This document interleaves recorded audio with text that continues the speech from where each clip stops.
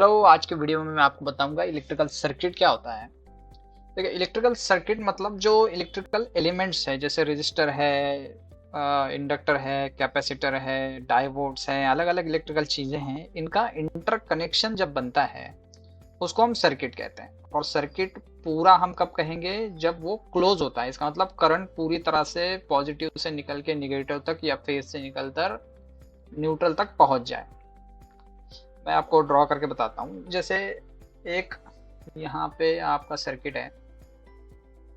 अब सर्किट हम किसको कहेंगे पहले देख लेते हैं। देखिए, ये मान लीजिए यहाँ पे एक एलिमेंट है, इसको हम सर्किट कहेंगे क्या?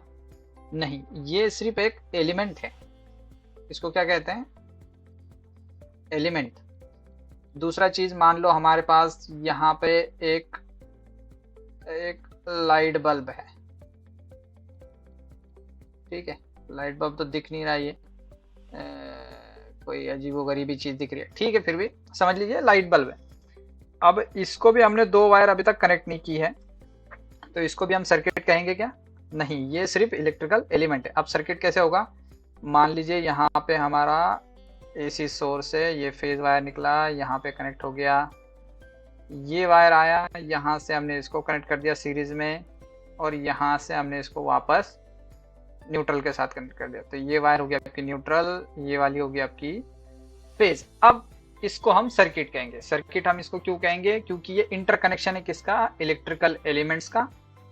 और ये क्लोज पाथ है, मतलब करंट यहां से निकलने के बाद इस वायर से होते हुए पूरा आपके वापस सोर्स तक पहुंच रहा है।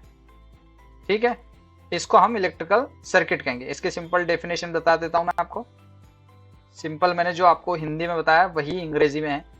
Electrical circuit is an interconnection. Interconnection मतलब जोड़ जाड़, बीच में हमने जोड़ा हुआ है सबको एक साथ, ऑफ वेरियस एलिमेंट्स। एलिमेंट्स मतलब जो रेजिस्टर है, इंडक्टर है, कैपेसिटर, डायोड, ट्रांजिस्टर, जो भी होगा। In which there is at least one closed path. One close path मतलब एक क्लोज पाथ मतलब क्लोज रास्ता है करंट को बहने के लिए। ठीक है, तो इसको हम इलेक्ट्रिकल सर्किट के आगे देखते हैं। एलिमेंट्स कौन कौन से होते हैं इलेक्ट्रिकल सर्किट के? एलिमेंट्स देखते हैं। एलिमेंट्स में दो एलिमेंट टाइप आते हैं। एक टाइप होता है आपका एक्टिव एलिमेंट। एक्टिव एलिमेंट का मतलब होता है ऐसे एलिमेंट जो एनर्जी को सप्लाई कर रहे हैं। ध्यान से सुनिए, मैं क्या कह रहा हूं आपको। जो एनर्जी को सप्लाई कर रहे हैं। एनर्जी को सप्लाई करने वाली चीजें कौन सी है?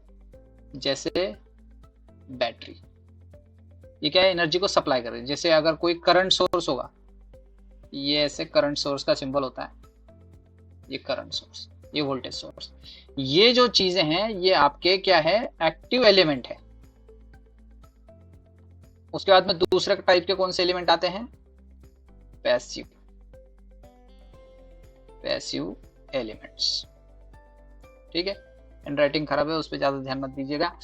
एलिमेंट्स, हाँ, पैसिव एलिमेंट्स कौन कौन से होते हैं आपके? जो एनर्जी को क्या कहते हैं उसको, खर्च नहीं कर रहे हैं, मतलब स्टोर कर सकते हैं। पैसिव एलिमेंट्स कौन कौन से होते हैं आपके?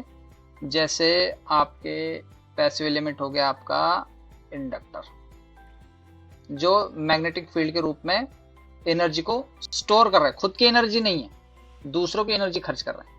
उसके बाद में दूसरा हो गया आपका कैपेसिटर। ठीक है, प्लस माइनस इधर भी। कैपेसिटर की याद रखिए, कैपेसिटर की दोनों डंडियां सेम होती है। वोल्टेज सोर्स की एक बड़ी एक छोटी, जो छोटी है वो माइनस। तो आपकी ये जो हो गया पैसिव एलिमेंट हो गया। और रेजिस्टर तो एक तो सिंपल एलिमेंट है जो सिर्फ खर्च कर रहा है, एनर्जी खर्च कर रहा है, ना ये स्टोर करके रख सकता है ना सप्लाई कर सकता है। ठीक है, उसके बाद में अब डेफिनेशंस देखते हैं हम अलग अलग एलिमेंट्स की क्या क्या डेफिनेशन होती है। जैसे पहला है यहाँ पे लीनियर एलिमेंट्स और नॉन लीनियर। लीनियर एलिमेंट का मतलब होता है ऐसा एलिमेंट जिसका बिहेवियर या जिसके कैरेक्टरिस्टिक्स कहिए वो वोल्टेज और करंट के साथ समान होती है। मतलब कि अगर यहाँ पे रेजिस्टर है और मैं इधर से उसको वोल्टेज सोर्स लगाऊं, तो इसमें बहने वाला जो करंट है ये वोल्टेज के साथ क्या हो जाएगा, बढ़ेगा, और जैसे ही वोल्टेज कम करूंगा क्या हो जाएगा, कम हो जाएगा। मतलब क्या है, लीनियर कैरेक्टरिस्टिक्स है। लीनियर का मतलब होता है, मान लीजिए हमने इधर वोल्टेज रखा, इधर करंट, तो जैसे जैसे वोल्टेज बढ़ेगा वैसे वैसे करंट भी बढ़ेगा। और ये कहाँ से स्टार्ट होता है, जीरो से, ओरिजिन से।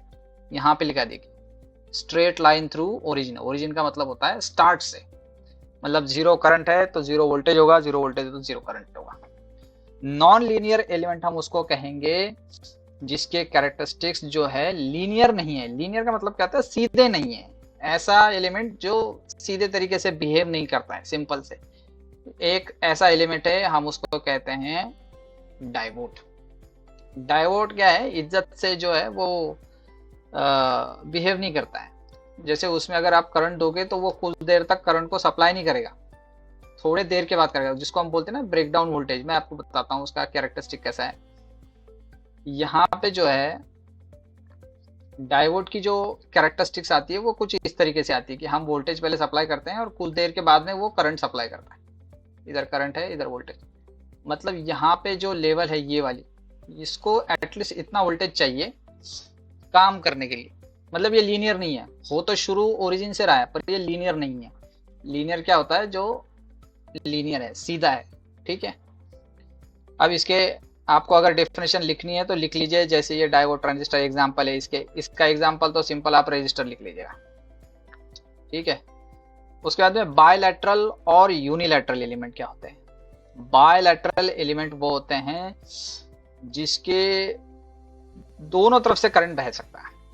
मतलब उसका जो कैरेक्टरिस्टिक्स है करंट के डायरेक्शन से बदलेगा नहीं। जैसे रेजिस्टर है, उसका चाहे करंट इधर से दौड़े चाहे करंट इधर से दौड़े वो सेम ही बिहेव करेगा। पर डायोड एक ऐसी चीज है वो सेम बिहेव नहीं करता। मतलब वो सिर्फ इस साइड से करंट पास करेगा, अगर इस साइड से करंट आएगा वो पास नहीं करेगा।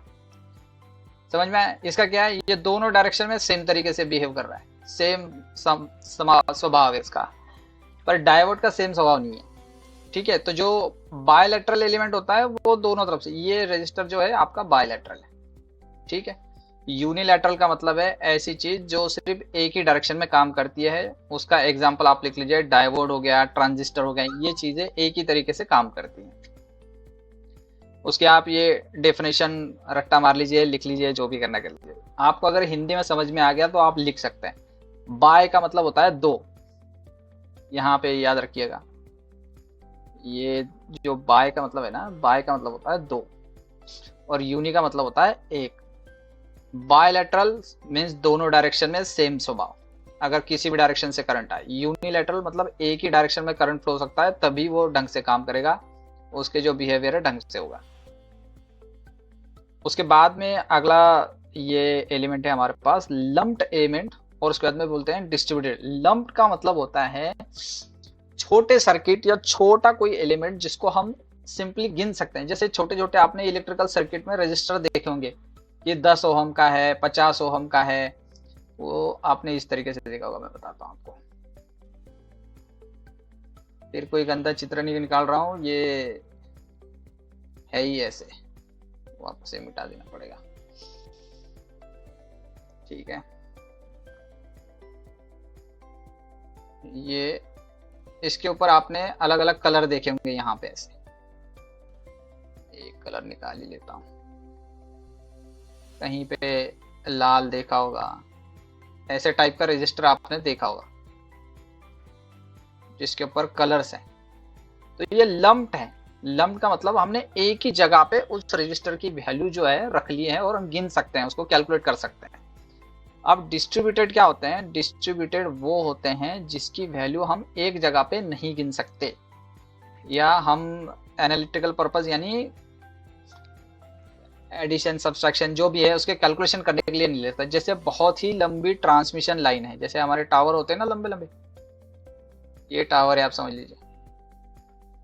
अब ये अगर तार है तो इसका रेजिस्टर भी होगा, कुछ रेजिस्टेंस होगा, पर हम इस रेजिस्टेंस को एक ही जगह पे नहीं कर सकते क्योंकि ये बहुत लंबी होती है, जैसे 300 किलोमीटर 400, और हर किलोमीटर के बाद में इसका जो रेजिस्टर है, जो वैल्यू है वो चेंज होती रहती है। जैसे 1 किलोमीटर में 1 ही ओहम था, तो 2 में ऐसा नहीं होगा कि 2 ही होगा, ये 2.1 भी हो सकता है, 2.2 भी हो सकता है। क्यों? क्योंकि इसके अंदर से अंदर जाने वाला करंट, इसके अंदर टेम्परेचर, ये बाकी सभी चीजें जो मायने रखती है। ठीक है, पर इसको हम एक ही जगह नहीं गिन सकते, हम उसको एक छोटा सा सर्किट नहीं बना सकते। अगर ये शॉर्ट लाइन है जैसे 50 किलोमीटर तक की तो भाई ठीक है, अगर ये 300, 400, 250, 100 किलोमीटर के ऊपर की है तो हम इसके जो पैरामीटर बोलते हैं, जो एलिमेंट्स बोलते हैं, वो बोलते हैं हम डिस्ट्रीब्यूटेड। अगर आपको कोई इंटरव्यू में पूछ ले डिस्ट्रीब्यूटेड एलिमेंट का कोई एग्जांपल बताइए तो आप बोल दीजिएगा ट्रांसमिशन लाइन। लंप का बोलना है तो बोल दीजिए आप कोई भी electronic circuit maker, resistor, capacitor. ठीक है, बायलैटरल मीन्स दोनों डायरेक्शन में करंट के वो सेम बिहेवियर करेगा। यूनिलैटरल मीन्स एक ही डायरेक्शन में काम करेगा। लीनियर मीन्स जो वोल्टेज और करंट के साथ ही अपनी कैरेक्टरिस्टिक्स समान रखता है, जैसे जीरो वोल्टेज हो जाए तो वो जीरो करंट भी करेगा, वोल्टेज ड्रॉप भी जीरो कर देगा।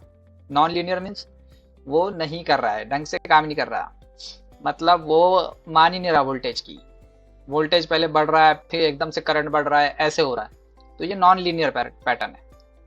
तो हमने देख लिया एक्टिव एलिमेंट कौन से हैं आपके, voltage source, current source, passive source जो एनर्जी खत्म कर रहे हैं या सर कर रहे हैं। ठीक है, इलेक्ट्रिकल सर्किट का आपको मतलब समझ में आ गया, एक क्लोज सर्किट जिसमें एलिमेंट्स को कनेक्ट किया गया है। ठीक, फिर से मैं बताता हूँ सिंपल लैंग्वेज में, एक क्लोज सर्किट, ये वोल्टेज सोर्स है यहाँ पे, जिसके अंदर एलिमेंट्स को कनेक्ट किया गया है। ठीक है, इसको हम बोलेंगे सर्किट। अब इसमें से क्या होगा, करंट फ्लो होगा। अब ये इलेक्ट्रिकल सर्किट पूरा है। इसमें और दो टाइप में सिंपल से बता देता हूँ, इलेक्ट्रिकल सर्किट में और दो टाइप आते हैं, जैसे ओपन सर्किट और एक आता है शॉर्ट सर्किट। ओपन सर्किट का मतलब है वोल्टेज सोर्स तो है, एलिमेंट भी है, पर क्लोज पाथ नहीं है, कहीं ना कहीं रास्ता टूट गया, तो हम इसको क्या बोलेंगे, ओपन सर्किट। ठीक है, और शॉर्ट सर्किट में बताता हूं, शॉर्ट सर्किट क्या है, आपका वोल्टेज सोर्स है पर आपके पास जो है एलिमेंट नहीं है, वो शॉर्ट हो गया, मतलब इसके अंदर कोई एलिमेंट ही नहीं है, या फिर एलिमेंट है तो उसके बाईपास बन चुका है, जैसे करंट जाने के लिए दूसरा रास्ता बन गया, ये शॉर्ट हो गया। अगर ये रास्ता शॉर्ट हो गया आपका तो ये हो गया आपका शॉर्ट सर्किट। इसमें क्या होता है, रेजिस्टेंस जो होता है वो लगभग जीरो के आसपास होता है, इसमें जो रेजिस्टेंस है वो इन्फाइनाइट के आसपास होता है, इसीलिए इसमें जो करंट है वो जीरो होता है और इसमें करंट जो है बढ़ जाता है एकदम से इन्फाइनाइट। वोल्टेज यहाँ पे जीरो हो जाएगा, कहाँ पे, यहाँ पे जीरो होगा, यहाँ तो रहेगा, यहाँ पे जीरो हो जाएगा वोल्टेज। क्यों? क्योंकि यहाँ पे आपका करंट बहुत जा रहा है, रेजिस्टेंस इन्फाइनाइट, रेजिस्टेंस जीरो है। वोल्टेज का क्या formula, I into R, I into R, ये कितना भी हो जाए पर मल्टीप्लाई जीरो है तो जीरो ही होगा। ठीक है, तो वोल्टेज शॉर्ट सर्किट होगा तो वोल्टेज जीरो हो जाएगा, अगर ओपन सर्किट है तो करंट जीरो हो जाएगा। याद रखिए थोड़ा सा, आई होप आपको समझ में आया होगा। अगले वीडियो में मैं आपको बताऊंगा कि आपका जो KVL है, किरचॉफ वोल्टेज लॉ, उसका एक एग्जाम्पल हम सॉल्व करेंगे, उसके बाद में किरचॉफ करंट लॉ, उसका हम एग्जाम्पल सॉल्व करेंगे। Thank you so much.